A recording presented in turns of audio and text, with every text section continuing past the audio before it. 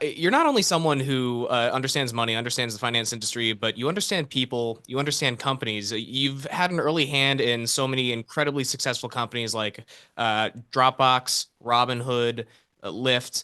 When these companies, when they're first starting out, when they come to you, what are you looking for?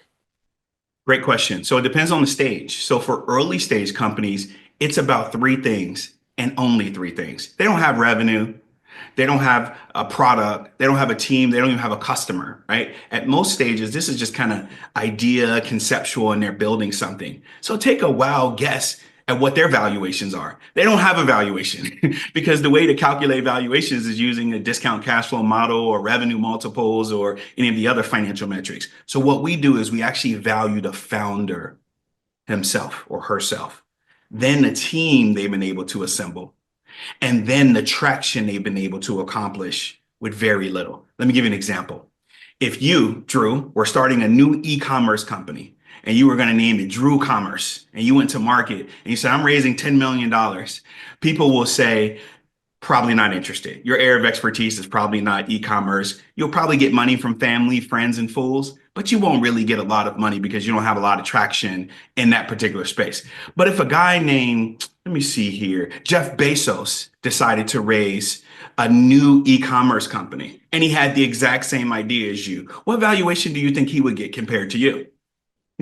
Because of who he is as a founder and his expertise in e-commerce. So that's why oftentimes VCs and investors are looking at the qualifications. Is this the most qualified person in the country to execute this idea? Are they more passionate and obsessed about it? And are they slightly crazy enough to pull it off?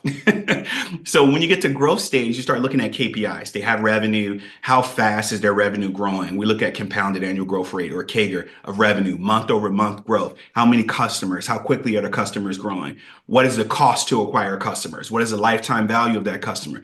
All we're doing is comparing it to other startups. Think about the NBA, for example.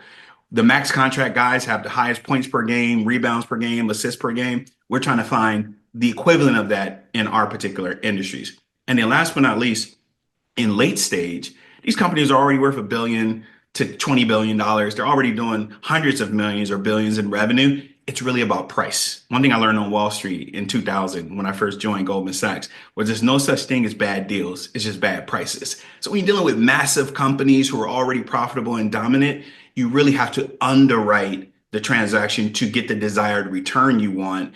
And the KPIs are there, the management team is there, all of that stuff is already proven.